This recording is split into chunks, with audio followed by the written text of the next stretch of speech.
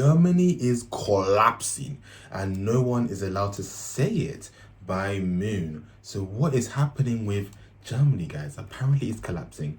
I have not heard any such news about the demise of Germany. Have you heard anything? Let me know in the comments below. But before that, we have to learn all about what's going on, man. Because Germany, it has its rough history, but we thought it's moving past it. We thought it's trying to be better. So let's just see what's going on. Enough of the yap, let's get straight to the action. Germany is in deep trouble. Really? While Deep it might trouble? have the strongest economy in Europe, life Does it? Germany has the strongest economy in Europe. Damn, you learn something new every day. Fun fact of the day, there you go. You can't say you don't learn anything by watching my videos, just learn something. really isn't easy for its 80 million people, and they're responding by leaving in their droves. I'm leaving Germany. In fact, Really? I have already left, Damn. and I'm not coming back, ever.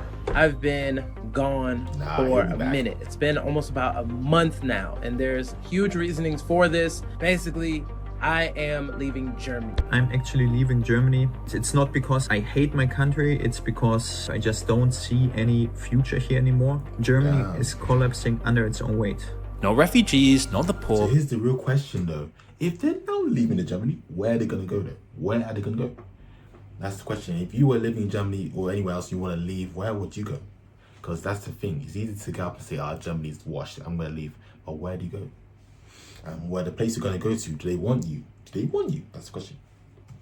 But its own. Engineers, doctors, software developers, skilled tradespeople. The people any country would kill to keep are packing up and leaving. come on. But when you realize how bad the situation really is, you can't blame them. Not only does the average German worker hand over nearly half of their income in taxes and social contributions, but they also get in return crumbling roads, trains that don't run on time, an internet connection slower than Romania's, and an energy bill that makes their eyes water. Similar to the UK then, tax is way too high. And I'm not seeing what that tax is being used for, bro. I'm not seeing a return on my investment. Lock in, please. Pretty much paying 5-star prices for a terrible 2-star service. We pay for a Mercedes, but we drive a Golf. We are really in a relatively bad situation, which I haven't seen for many decades. Meanwhile, the economy that's supposed to justify all of this is stalling. Germany's GDP per capita hasn't meaningfully grown in years. The industrial giants that made Germany the engineering powerhouse of Europe are cutting thousands of jobs or moving production abroad because it's simply too expensive to make things in Germany anymore. And it's not just the money. Really? Germany is, by a lot of people's accounts, a miserable place to live. What about those famous German cars then? Are they made in Germany or are they made abroad? How's that working then if it's too expensive to be made in Germany? Among 53 countries, Germany ranks 5th from the bottom when it comes to making friends. My tip? Lower your expectations when it comes to making friends fast in Germany. That's crazy. You're gonna be lonely in Germany. That's not just some expat whining on Reddit, though there is plenty of that. That's an official ranking, 5th from the bottom out of 53 countries in making friends. Below Saudi Arabia, below India, below Kuwait. So if you think it's hard to make friends where you live, be thankful you're not in Germany. Germans themselves will tell you this. There's a particular kind of coldness to daily interactions here that goes beyond cultural difference. Try making small talk on Have the you guys ever seen those Instagram reels where they're joking about it? How German people are so cold, so unfriendly. Apparently it's a thing, who knows? I've never been there, so I wouldn't know. But yeah, maybe. ban and people will physically move away from you. Smile at a stranger in Berlin and they'll assume you're either drunk or insane, especially if you don't look cool enough to even belong there. Sure, that's practically a North European tradition, but that doesn't mean it doesn't suck for a country desperate to attract younger people. They just stare and you don't know how to react to it because you smile at them and they don't smile back at you. So you're just there like on your phone like, okay.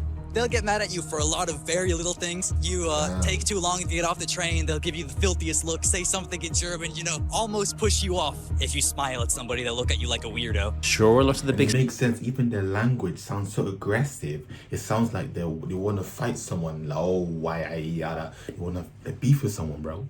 It's crazy. Even the language is aggressive. So if the language is aggressive, of course, the people will be aggressive. I will be angry. Will be, it makes sense.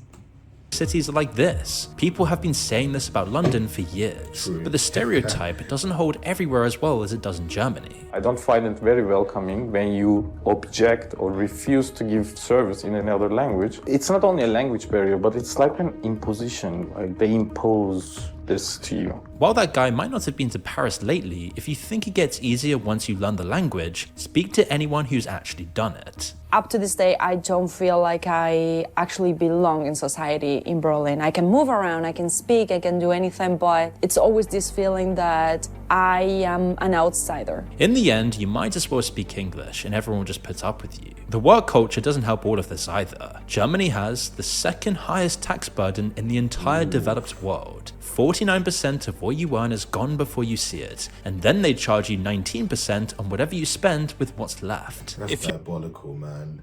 Like, what the hell? Almost 50%. That's disgusting. There's no excuse for the tax to be that high. Come on. You put it in perspective. 7 out of 10 hours you are working for the state, which, in my opinion, is too much. And for what? Probably so you can go home to a flat you will never own? Germany has the lowest home ownership rates in the European Union on recent data, and more than half the population are renters. If you want to buy something for a family in Berlin, and Berlin is far from the most expensive city in Germany, you're looking at €1 million. Everybody under 35 has basically given up on ever owning real estate. Instead, people just spend money on KitKat or Berghain because there's no point saving for something you can never afford. And it's not only the employed. Germany has been saying for years that they need to make things more attractive for startups and small businesses. And then every year, they do the exact opposite. If you're self-employed, you have to pay even more than employees, double the rate for health insurance. Now they want to make pension insurance obligatory for self-employed people too. Another 18.5% into a system that barely grows and that inflation will have eaten by the time you retire. So the freelancers and the entrepreneurs leave, going basically anywhere but Germany to do business. And from all the people I know, and I know a lot of freelancers and people who have like small businesses, none of them want to stay in Germany. Meanwhile, Germany does have one of the best social welfare systems in the world. So good, in fact, that it's almost not worth working a low-income job. If you work full-time on minimum wage, you barely make more than you'd get from the state for doing nothing. You currently get €563 cash. Your flat's paid for, health insurance is covered, and public transport is included. That's insane. Like, I understand we have to help people that can't always work for themselves, but a lot of these people, come on, man, you know what they're doing, bro. They could fully work, they're fully capable of engaging in the work battling, but they won't, and it's because it's too good. That's the thing. You need to hit rock bottom for you to really want to lock in. It's like they say how they're not to enable an addict, you know. If you keep bailing them out, they're gonna continue. But if the minute you leave them and they hit rock bottom, that's when they're like, oh shoot, I need to change. So if you keep bailing out these people, they're just lazy, bro. This should be for only people who are genuinely disabled, genuinely can't work, or like super old, genuinely like physically can't work. If you're like young and healthy, or like even middle-aged healthy, like people are, you should not be on this, bro. You can go and work, bro. You're just being lazy, bro. You're cooked. And because things are too good, things are good enough to sustain, now they don't feel the urgency to go and level up to get a real job. You get what I mean? If the welfare was not that great and it was low, then they'd be like, oh, this life sucks. I need to go and get a job. I need to get out of this. And the motivation is there. But if things are just good enough, where they have spending money, rent is paid, food's paid, everything's paid, and it's like, oh, I can just literally just exist and not have to work. That's a good deal to me, and that's how it is. And then we're all paying for it. No wonder the tax is so high, because we're paying for these bums. I say we, but I'm not in Germany, but you know, you get the idea. That's crazy. If I was German, I wouldn't have this, bro. You need this needs to change.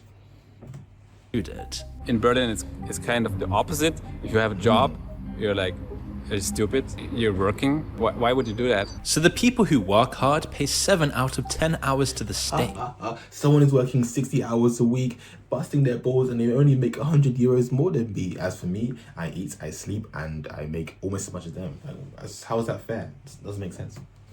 And the state then uses that money to make sure it's barely worth working at all. in a system where laziness is rewarded and hard work is penalized. So you can imagine that trying to raise kids in Berlin and other German cities has become exceptionally difficult. Childcare places are so scarce that hundreds of thousands of families are on waiting lists. The housing that's already unaffordable for a couple becomes a fantasy for a family. It's a huge problem because for years, Germany has had an aging population, which is the same problem hitting lots of Western countries right now. But even now, decades after they knew it was a problem, German politicians are only just beginning to confront it. It's intensely unpopular among certain people. Just listen to the reaction of this speech from Germany's current chancellor on pension reform. Ladies and gentlemen, this is not me and the government simply being mean.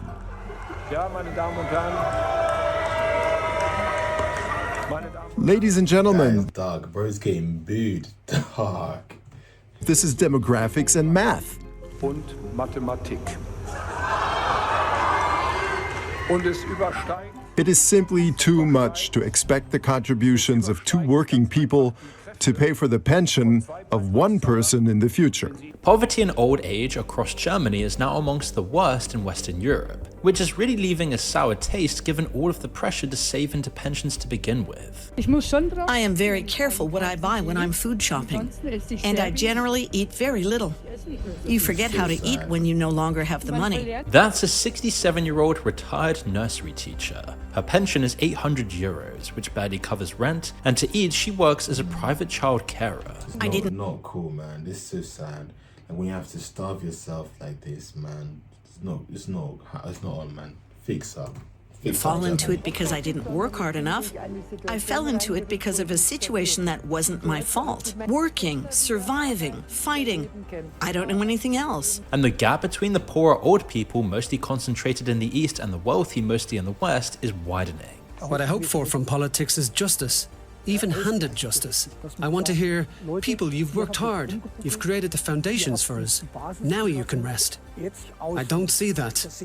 On the contrary, the gap between rich and poor is actually getting wider and wider. The healthcare system tells the same story. Germany spends more on health than any other EU country, 12% of GDP. The average wait for a specialist is 42 days. At this stage, many Germans are saying that their ideology of free healthcare for all is just a myth. 70,000 people in Germany are officially uninsured. The real number could be closer to 1 million. In Hamburg, there's a free clinic where an 80-year-old retired doctor volunteers to treat people who've fallen through the cracks in the richest country in Europe. I find it unacceptable that in a wealthy country like ours, people are simply left behind, and when they fall ill, they have no protection. Given all of these social issues firing from all angles, the politicians needed more people paying into their system. So their answer was immigration. At first it made sense, skilled Europeans filling the gaps in the economy. But that source dried up. Merkel, the chancellor at the time, said in a 2015 speech that Germany would handle the migrants. "We can do it," she repeatedly said, while opening the door to millions of new immigrants. That same year, net migration into Germany peaked at over 1 million new arrivals. In hindsight, this might have been one of the most catastrophic decisions made in decades for Europe. But on paper, this looked great just for the German economy. For years, Germany had held itself to a policy of low debt growth. They wrote it into the constitution that new borrowing could not exceed 0.35% of GDP each year. So to boost your numbers, your only option is to increase the overall size of the German economy with lots of new people. Germany's overall GDP did rise because of this, but the amount of GDP per capita remains stagnant. It creates growth on paper with no actual change in reality for anyone. However, on the streets, the changes were felt by everyone. Suddenly, German society was completely divided. There were hundreds of thousands of people openly hostile to Germans just on the streets. There was hardly any integration, and it felt like nobody had a plan with this. But now suddenly, Germans just had to live with it. People from very different cultures arrived in huge numbers, then stuck together and recreated their home countries inside Germany rather than integrating. So now Germany had a huge population of people that didn't want to integrate into the country, didn't care about the country, and regular Germans just had to accept this. So it's no surprise that 16% of the population who aren't citizens now commit 34% of the crimes, and in a lot of cases it's hardly even reported. In just a few years, a report found that Germany before was on average the most pro-immigration out of all of Western European nations. Now it's the complete opposite. The current chancellor now openly makes anti-immigration statements in public, despite the fact that it was his party who brought them there in the first place. Wir haben eine explodierende Gewalt in unserer Gesellschaft, und zwar im analogen wie im digitalen Raum. Und dagegen müssen wir gemeinsam etwas tun. Und dann müssen wir auch ansprechen, dass ein beachtlicher Teil dieser Gewalt aus den Gruppen der Zuwanderer in die Bundesrepublik Deutschland. And not only brought it to Germany, but brought it to the whole of Europe. Okay, but you're probably wondering, how did it get this bad in Germany? Well, the answer starts with the wall. When Germany reunified in 1990, it wasn't just a political event, it was the merging of two countries that had spent 45 years becoming completely different places. West Germany was the economic miracle. East Germany was a Soviet command economy where the state ran everything badly and then just collapsed overnight. Over 2 trillion euros has been transferred from west to east since 1990, the most expensive reconstruction project in modern European history, and it didn't even work. Drive from Munich to Dresden today and you can still feel the border. The East has lower wages, higher unemployment, worse infrastructure, and a huge deep resentment that 3 decades of money transfers never fixed. The West then pays and watches its own services decay. The East then takes and watches nothing meaningfully change. And the bureaucracy built to manage reunification never went away but metastasized into a different beast. You have local government at the city level, then state level administration, then the federal government, and then EU laws on top of that. Lots of it is riddled with corruption and red tape, with a class of unfireable bureaucrats mixed in as well. Each new crisis adds more into the mix. Trying to get anything done is excruciating. It's like trying to steer a car when 20 other people also have their hands on the wheel, all pulling in different directions, and no one put any fuel in the tank. German bureaucracy is a lot of paperwork, and if you miss out on something, let's say like if you get late to your appointment even for 5 minutes, you will miss that appointment. It's quite, annoying to get the things done. You need to wait for 3 weeks or 4 weeks, and you just have to wait. You cannot do anything. But no. Oh shoot, sorry. It's 7:06. My appointment was at 7. Please, I'm sorry. The bus delayed and all of that. You know how it is. Can I come in? I'm sorry, sir. Your reservation for the hospital doctor's appointment has been declined. You're 5 minutes late. You have to go and book again for another 3 weeks. No, please. Get out. It's like, that's peak, man. It's like 5 minutes, man.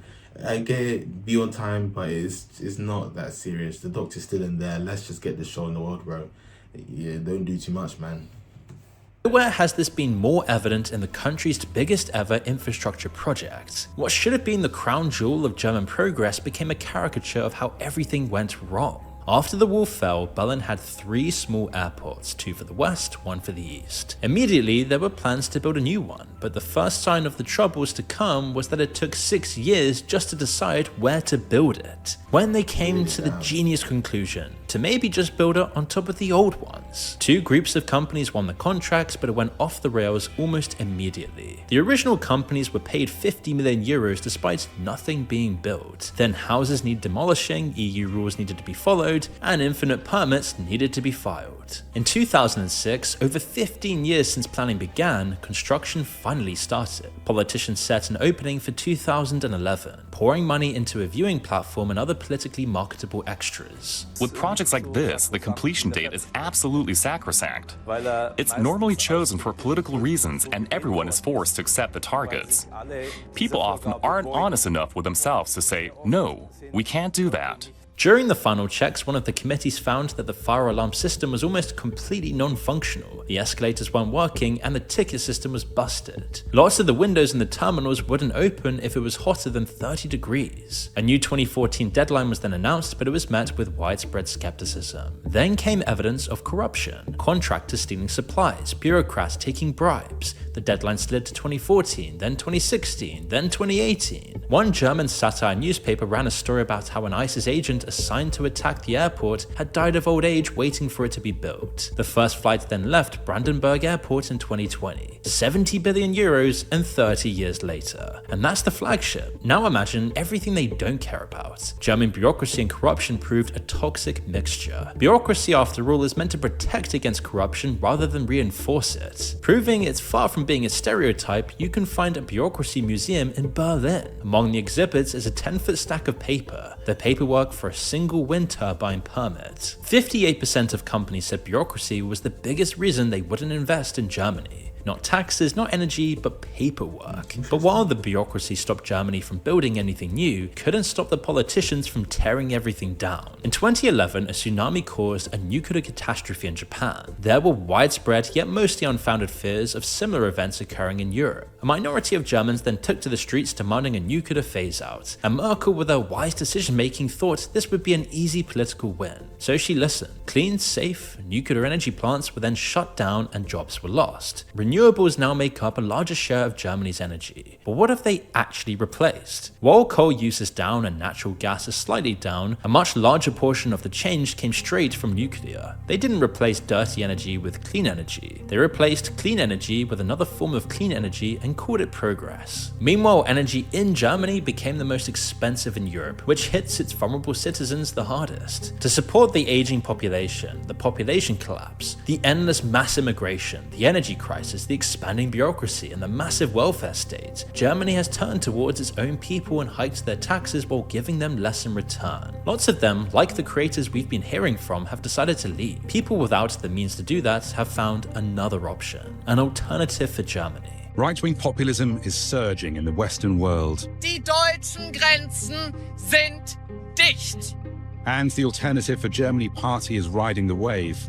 For the first time since the 1930s, the hard right is poised for a national election breakthrough here, and the country is bitterly divided. It's Berlin briefing time. Germany's governing parties just faced a moment of truth on what their voters think of them, raising the question whether the far-right Alternative for Germany is now becoming the new Workers' Party. And the governing Conservatives and the Social Democrats are gearing up to tell voters what reform efforts they want from them. Well, polls in Germany are showing a striking shift. The far-right Alternative for Deutschland has now emerged as the country's most popular party. Two new surveys suggest the party is on the verge of a historic breakthrough. For decades, two parties have run this country, the CDU and the SPD. They decided the future of Germany, and this is what they delivered. Most of their voters are over 60. They voted for those parties their entire lives, and they're not going to change. And because Germany is such an aging country, the over 60s are the biggest voter bloc. There's this other party, AfD,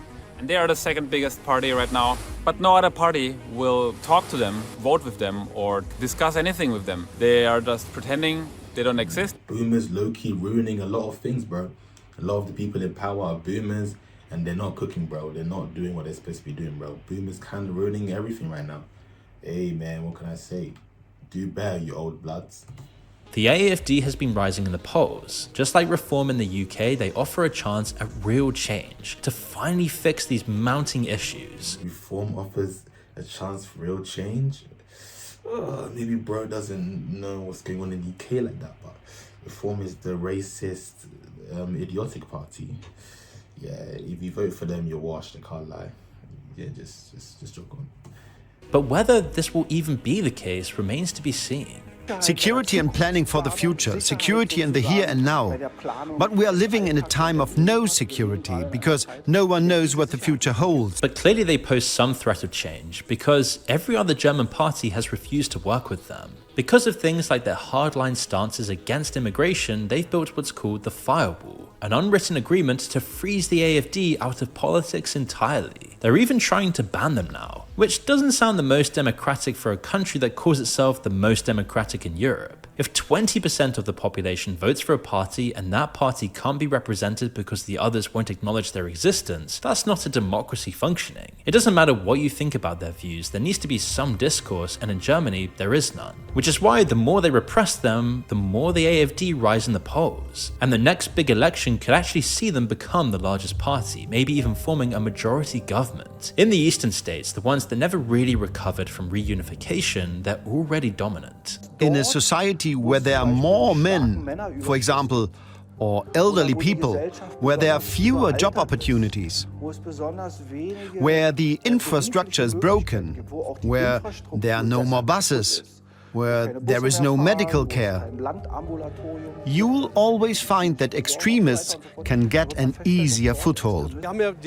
We lived through communism when we were always told what to do. And that's what's happening now too. And this is where Germany's centrist politicians might finally realize that all of these terrible decisions, like importing millions of random immigrants, shutting down nuclear energy, and also robbing the public of all of their money, might have consequences. Everything they've done to stay in control and delay reform has led to a reckoning, and Germany's CDU may just break the firewall to stay in power. This will change the face of Germany and potentially of Europe. You could even argue the UK did Brexit just to get away from the disastrous decisions made by Merkel. Germany is quite clearly the centre of Europe, both politically and geographically. And so if the AfD come into power, they will change Europe's geopolitical stance entirely. The relationship with the US is already under stress. Washington is demanding a much larger military contribution, something Germany might not be able to afford. Meanwhile, lots of AfD politicians have actual ties to the Kremlin. Germany could use cheap Russian gas and energy. It seems inconceivable now in the middle of a war, but pragmatically, Germany and Russia could end up striking a deal. So possibly, just as Bismarck envisioned over a century ago, Germany and Russia could split Europe in two. Russia gains hegemony over eastern Ukraine and Belarus. Germany loses its only real natural enemy. Berlin ignores Washington's demands for military spending and focuses on its own economy propped up by cheap Russian energy. With an agreement, it could continue to dominate Western and Central Europe. And Putin actually wants this. In the book The Foundations of Geopolitics, Kremlin insider Alexander Dugin lays out exactly this vision. Now, of course, this is speculation. Lots of people would see it as a betrayal of Germany's European allies. But with how unhinged geopolitics has gotten recently, it could easily be an option. A future built on the inaction and greed of Germany's ruling political class. The bottom line is that Germany too greedy, bro. That's the thing with some of these rich and greedy humans, bro. Too greedy. You already have a lot of your own country. You already run a country, a big massive land, huge. And then now you want to go into other people's space. And I know I want to claim your country and claim yours and yours and yours. So why can't you just be in your territory and make the best life for your people as possible? Why do you have to go in someone else's territory and claim them and rule them? It's pure greed, bro. There's some things just too greedy, just calm down. It's like how Elon Musk is the first trillionaire. No human being needs $1 trillion. You do not. Even if I gave you 10 million right now, you're set for life, and your kids and your grandkids are set for life. And 10 million is a small percentage of $1 trillion. And that's already, like 10 million life-changing money is a small percentage for $1 trillion. It's pure greed, it's unnecessary. Just lock in, and you just, even 100k a year is more than enough for a lot of people. It's just too much, man. Why can't people just be satisfied with what they have, man? This kind of greed will just destroy us all, bro. Needs reform quickly. If not, their future of stagnation and decay will bring about a terrible crisis. One that could easily end in some of the worst forms of political extremism and destabilize Europe entirely. But yeah, interesting video. That looks like Germany is having a rough time. Hopefully they're able to bounce back and the German people can, you know, enjoy themselves, you know, because life is meant to be enjoyed. When the country's collapsing like that, it's just rough for everyone. Yeah, but things are rough for a lot of countries right now. Things are inflation, you know, we're kind of in a recession right now. It's not easy, guys. God bless you. Stay strong out there, you know, do the best you can. But anyway, thanks for watching. Let's grab on all the good stuff. See you later.